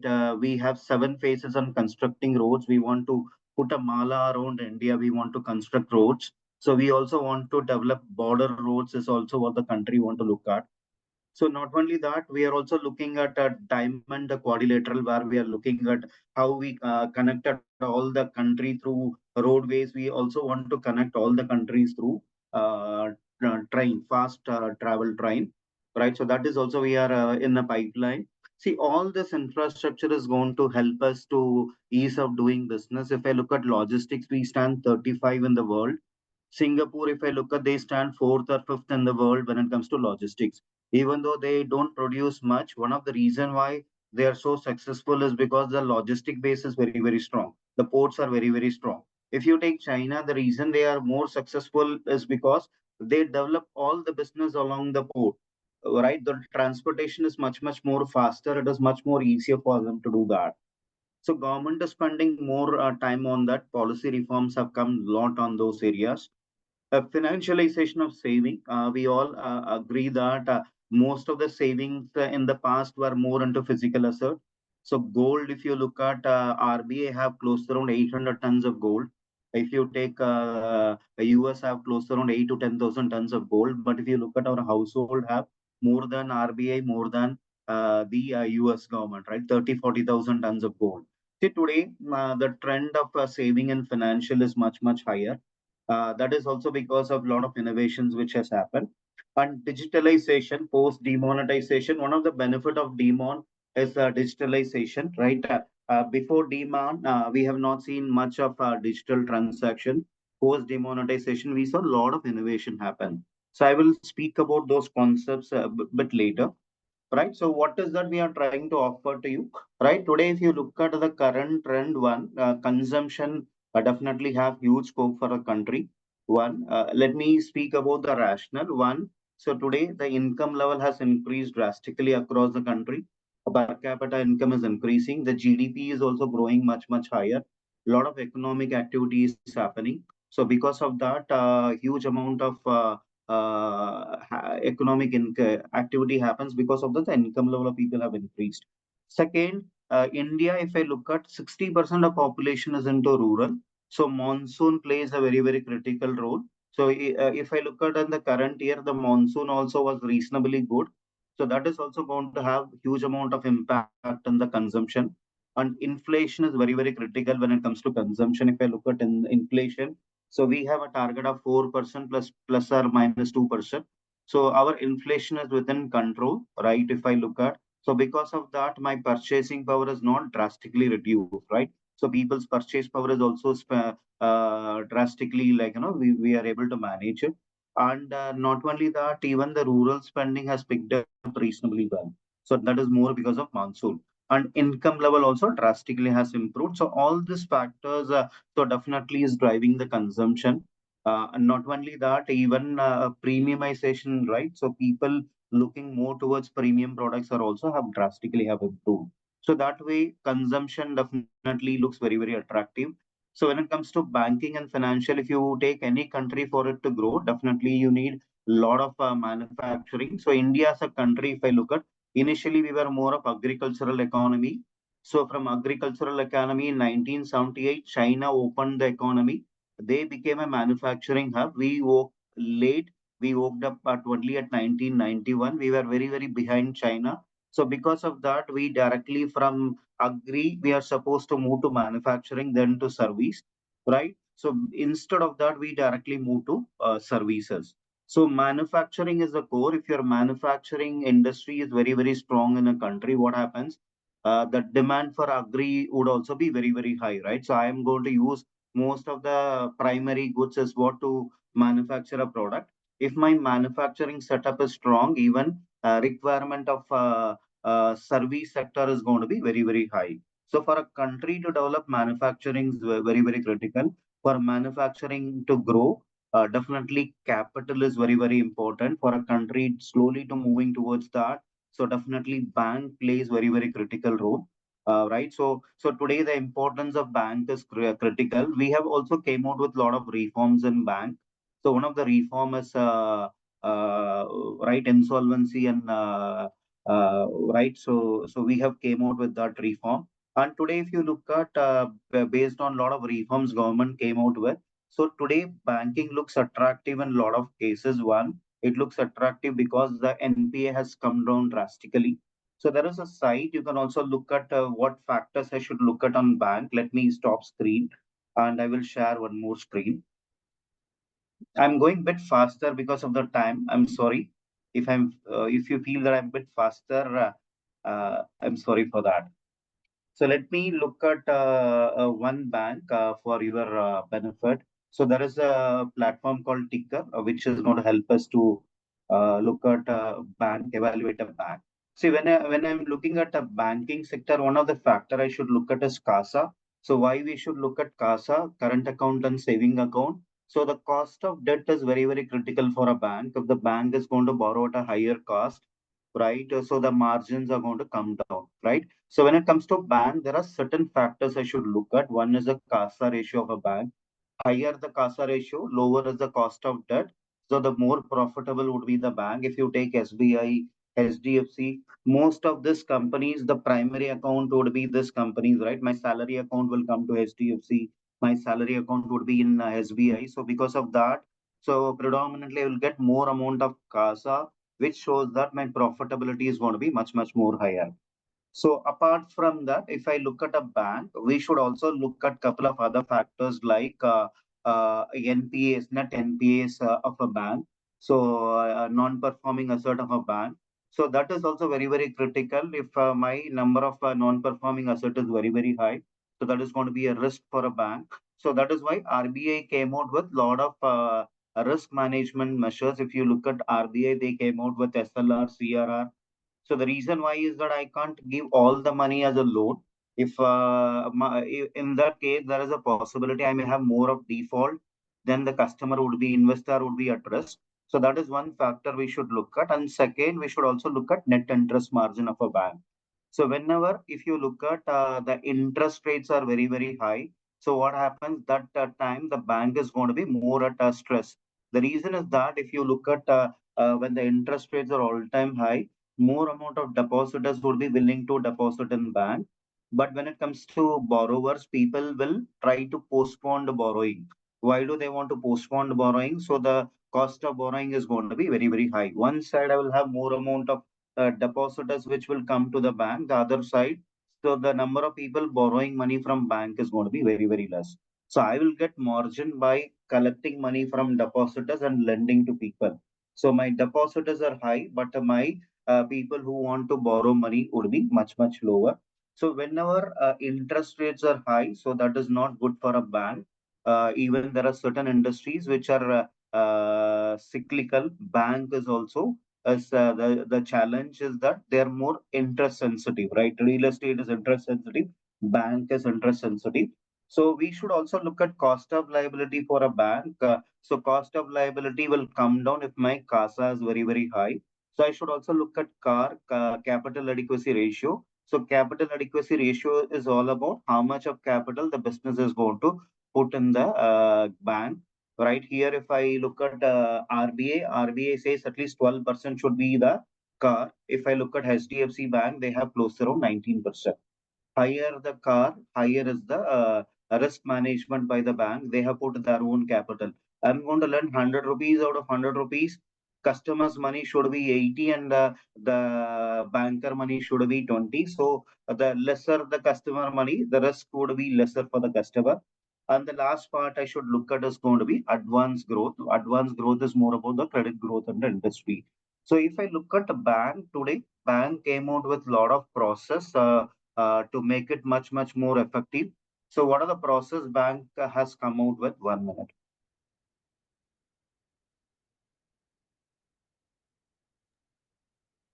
Yeah, Santosh, last 5 to 10 minutes.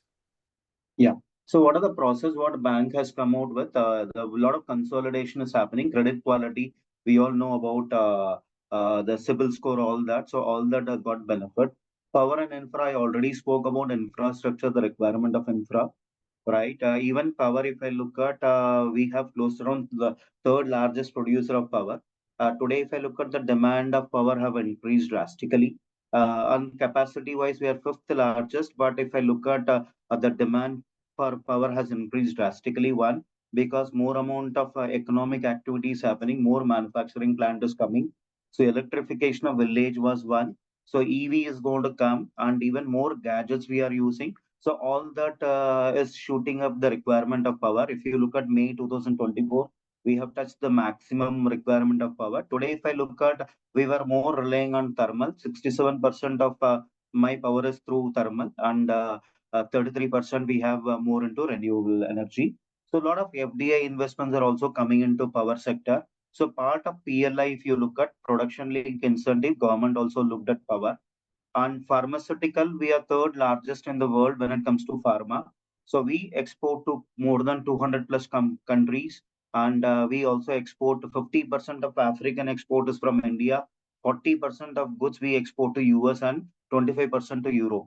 So India, if I look at the size of Indian pharma is close to around $50 billion. Out of that, 25 billion is 25 to 27 is what we export. See, today, what are some of the factors which support us when it comes to pharma is one.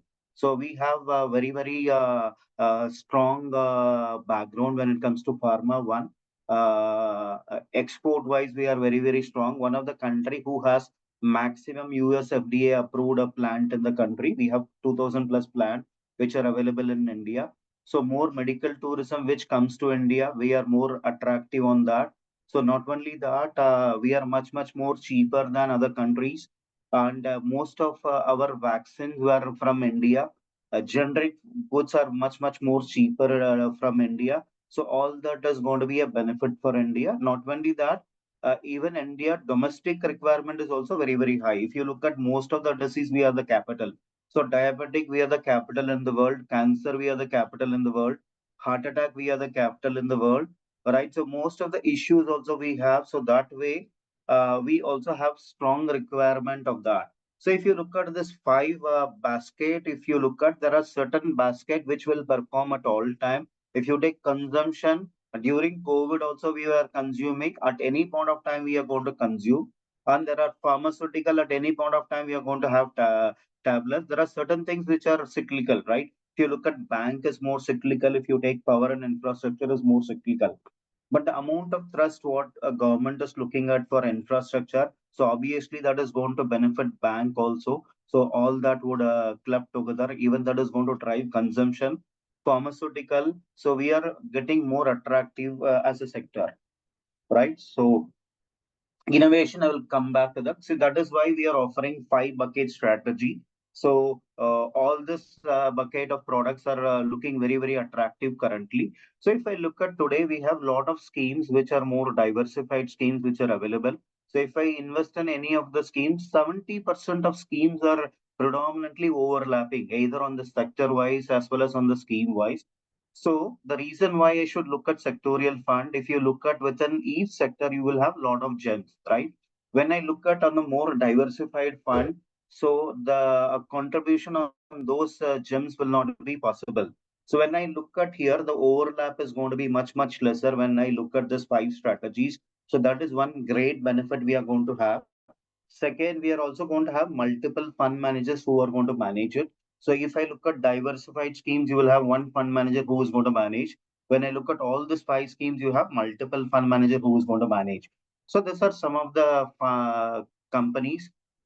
So I will only look at innovation since we have covered all the other factors. So I will speak about innovation. So the in context of innovation, let me give the definition of innovation. So innovation is nothing but is a process of uh, creating, developing, and implementing a new product, a service, or a process. What is innovation is all about creating either we are creating, developing, or implementing a process or a product or a service. So what is the objective we are trying to do that to improve the effectiveness and efficiency and competitive advantage. If I understand this, we have seen a lot of innovation in the past. If I look at in the past, the way we go to bank, we used to go to the bank, you wait in the cashier count for you to take your money, right? See, today, because of innovation, most private players came. So you saw a lot of innovation on the way we operate in bank. So ATM came at any point of time, we go to only to ATM, you can withdraw money at any point of time. So most private players came, they have come out with a lot of innovation on banking system. Today, I don't know how many of us go to bank to do any transaction, right? We do most of the transaction through mobile platform, through emails is what we are going to do that, right? So that way we saw a lot of innovation on banking. So we see a lot of innovation on the way we travel. In olden days, the way we travel and way we travel today have changed drastically.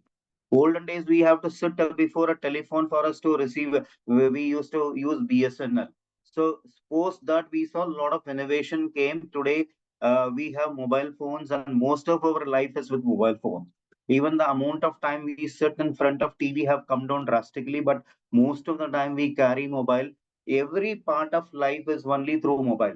So banking transaction I will do with mobile, connecting with family I will do with mobile. Even this trading what we do is only because of innovation what we have seen. So we have seen innovation in all areas. Pharmaceutical, we have seen innovation on process. Automobile, we have seen innovation. Every part of the industry, we have seen innovation.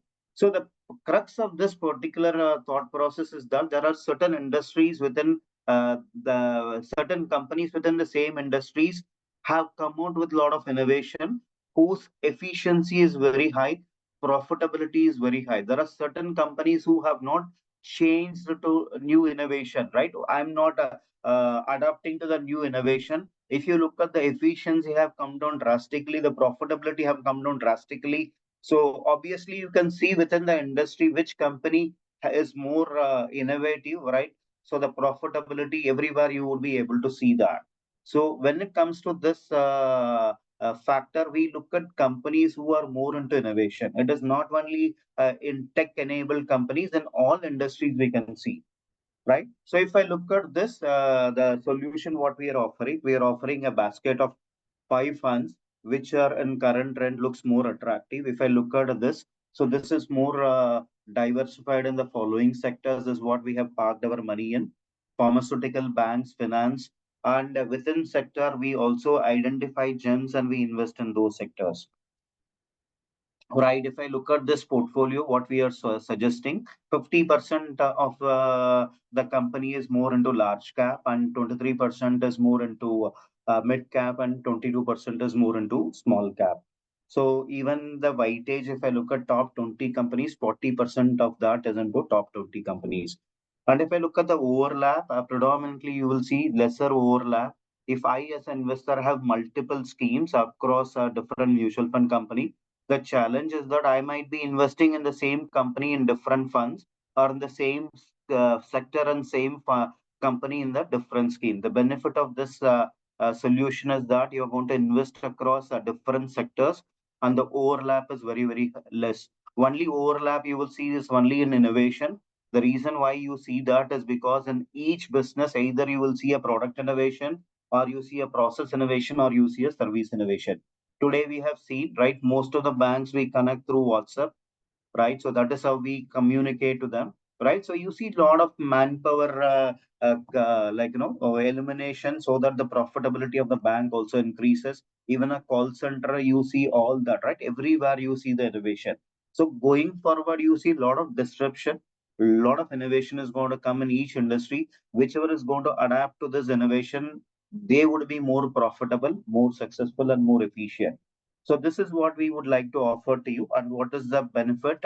What is the performance? This also has a track record of 20-21 years. All the funds except Innovation Fund has a track record of 20-21 years. So each has given reasonably higher returns. So even if you look at within sectorial fund has given a return of around 21% for since inception. Most of the funds have been from 2003 and 2004. And if I look at the performance wise on lump sum, if I invest 1 lakh, so this speaks about what kind of wealth I can create. If it is a systematic investment plan, what kind of wealth it can create. So this would be an excellent solution for your client in today's context and today's climate, right? So definitely consumption is going to be a drive. So entire country looks into that. The tax system looks into that. So when it comes to infra, that is what is the talk of the town. And banking, definitely for make in India, PLI, for everything, bank plays very, very critical role, right? Power, EV, all that is going to support. And due to a lot of lifestyle challenges, we also have health issues, pharma and innovation. We all, Jeffrey spoke about that. So all the schemes, sectors are going to be the flavor, right? So requesting your support on that. So thank you, Chandra. Over to you, sir. So Kapil sir, if I may, for a minute or two, just to summarize on so just to summarize on what Santosh said, I think Santosh, thank you for the detailed presentation. So when we look at these 5 funds, the intention of taking up this fund along with the previous presentation was, first and foremost, there's a trend which is very clearly visible today. In the current financial year, or even the current calendar, if you take the gross sales in the industry on the equity side, 35% of the gross sales has happened on the sector funds or a thematic fund side. That's a big number. There used to be a time when large cap used to be a big category where inflows used to come. Flexi cap used to be a big category. There was a time small cap, mid cap used to be a big category where the inflows used to come. For the last 6 to 7 months, there's something different which is happening. 35% of the gross sales in this calendar year has come from sector and thematic funds put together. That's a big number.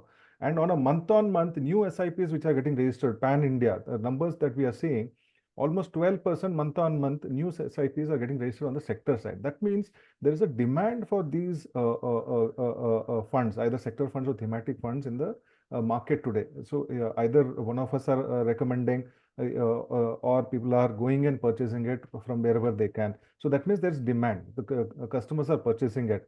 And there are a lot of NFOs also which have come in the last 6 months, which has also added to the entire gross sales figure. So my point is, if you are looking at the previous discussion that Jeffrey conducted around the entire Gen Z population coming online and buying what they prefer suitability to their suitability, I think there is a trend which is emerging. Small cap, mid cap, of course, is the flavor when it comes to the SIP investments, but then sector and thematic funds are also a good grosser when we are looking at the fresh business which is happening. So what we are recommending here, what Santosh has presented today, is not to look at any of the sectors as a standalone sector. Okay, there is cyclicality involved. So last 1 to 2 years, infrastructure has done well. we never know in the next 1 or 2 years whether infrastructure will continue to do well. It will have its own consolidation period. Maybe, I don't know. Pharma, there was a time post-COVID, it took a year or two for it to make a comeback. Then there was a time when IT companies were not very upbeat when it comes to the market sentiment. And then there was a time when even the uh, uh, consumption sector, at least during COVID, there was a peak interest, but then there was a consolidation after that. So when you look at these 5 sectors, there are these combinations which work well in the market. Okay, we generally look at large cap, mid cap, small cap as a combination. Why not look at these 5 sectors as a combination? Power of 5 or 5 bucket strategy is what we are talking about. We are not asking you to put 100 out of 100 rupees into this 5 bucket strategy. Why not start with 10 rupees or 20 rupees? Okay, you have excellent system in Funds Bazaar when you can actually opt for a cart system where all 5 sector funds can be chosen for your client, and 10% or 20% of their fresh SIPs or fresh investments can be put into this 5 bucket strategy. So when we are talking about this banking sector, it is a very strong sector from India. When you are talking about pharma, entire world is looking at Indian pharma sector as the source of medicines for the world. When we are talking about innovation, the entire startup ecosystem today worldwide is looking at the new startups that are coming out of India. When we are talking about our consumption theme, our 1.4 billion population is a source of multi-generational trend in consumption. And so is the opportunity that we are seeing in our power and infra also. Santosh beautifully explained what are the different things that the government is doing to get away from the way of private investments to come into the infrastructure. That's where the money will be made in the equity markets when the private companies start and putting their money into the infrastructure. So these 5 sectors put together have a certain depth to them. You might ask me, why not put in a flexi cap fund? Why not multi-cap? When you look at a flexi cap, multi-cap, of course, those are the main funds that we should be recommending. This is not either or scenario. What we are telling is there are these opportunities in these 5 sectors, which are like the beautiful opportunities aligned with India's growth story for the next 10-15 years. Okay, when you come to a pharma fund in a multi-cap or a flexi cap, you might just see 6% to 8% weightage in the entire scheme. Okay, you might miss on to the depth of the mid and small cap opportunities that are there in pharma. When you take a standalone pharma fund, you actually experience the entire sector at its depth, picked up by the fund manager who's specializing in that category. Same as with banking sector, same as with power and infra, same as with our innovation fund, and same, of course, is with the power and infra. So depth of the sectors can be experienced in the sectoral funds. That's what we are trying to pitch. No way we are trying to tell you that this should be the major part of the portfolio. 10 to 20% tactical approach. Of course, 80% or 90% can be for your regular schemes, but then a 10 to 20%, if you can take exposure into this, into a card system, okay, execution should also be easy for you to service your clients. Funds Bazaar has a beautiful concept of card system. Of course, your relationship managers will take you through that. 5 SIPs or 5 lump sum investments or 5 STPs can be triggered together to your clients, okay, a part of the portfolio. If you can build into these 5 sectors, which are the go-to sectors for the country like India for the next 10 years. If we have to become the third largest economy, then these 5 sectors are the most critical sectors. You never know which of these small cap companies will become large cap companies, which of these mid cap companies will become mega cap companies. So unless you are experiencing the depth of the sectors in these 5 funds, we will not get that generational wealth that we actually intend to make for our clients. So that's our small pitch in terms of these 5 sector funds. We are recommending, I'll repeat, we are recommending it as a combination, okay, not as a standalone fund, not because we have some NFO coming or not because we have certain sector which we are very bullish on. We are saying all 5 sectors, hold it for 10 years as a combination. There will be a counter cyclicality. There will always be 2 or 3 sectors which will do well, 1 or 2 sectors which might drag you, but then as a basket, they'll do well for you. So that's what is what we wanted to cover. And Jeffrey, thank you. I think the first presentation was very interesting. I think a lot of people showed a lot of interest. I'm sure Kapil sir will arrange for a follow-up session on that. I think today has been a session yeah, where we showed 2 spectrums of demand in the market. One, the digital identity, and second, what is being purchased by the investors. I think that again, it's coming back to the same point of the new trend that is emerging. So over to you, Kapil sir. Thank you, guys. That was lovely. Seriously lovely. Jeffrey, the demand is next session they want from you is two different sessions. One session is how to make ads on Facebook and Instagram, and the next session they want is how to make YouTube videos. So next time you have to already learn how to dance and everything within 1 week, 2 weeks. I will give you time. So before that, you join some academy, and then you'll show us how to dance and how to make videos and reels. Okay, but Santosh, that was lovely. So, in summarize, what you are talking, Chandrasekhar, is if somebody is already having, say, 1 lakh rupee of SIP, tell them to test it with 10,000 rupees, diversify into 5 sectorial funds to 2,000 rupees each to start off. So that because even in different sectors, also there are always cycles, and 3 out of 5 will always outperform, and 2 might cover up for the entire thing. So it's a best strategy to have 5 sectors instead of having entire 10,000 rupees into one sector. We can diversify. So that's a really good idea. That's the base of fundamental of mutual funds diversification of risk. So that's a good one. Okay, and Jeffrey, that was lovely. Santosh, thank you very much. Anything else, guys? If nothing else, then we can cut it. And the best part is more than 200 partners joined, and more than 100 partners are still with us, even after 2 hours, 20 minutes. So that's really engaging from each and every one of us. One parting thought, Kapil sir. I think all of us are living in southern states which are very populous, and there is a lot of income generation that is happening in cities as well as in the B30 markets. I think if the session today can trigger a thought among all of us that in our trade, if 5 to 10,000 people can know that we are in our business. Okay, today it might happen that your neighbor might not know you're in this business, your family member might not know, your colony or your street might not know. But then through digital is where the identity can be established. So that's going to be the new visiting card. It's not the physical visiting card anymore. Digital identity is going to be the future visiting card where you need not speak to one-on-one. You can speak to 5,000, 10,000. There's a gentleman today where we have seen that he has 20,000 followers. So that's his reach. I think it's available to us.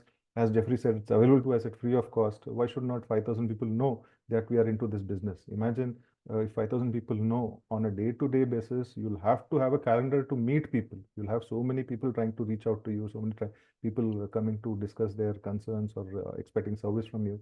There will be a necessity that you will have to have a team in place. You will have to have a scheduler in place. That is the kind of potential that social media can create for each of us. Thank you. Thanks a lot. Thank you, everyone. Thank you. Thank you, Kapil. So thank you all. Thank you. For the opportunity. Thank you. Bye.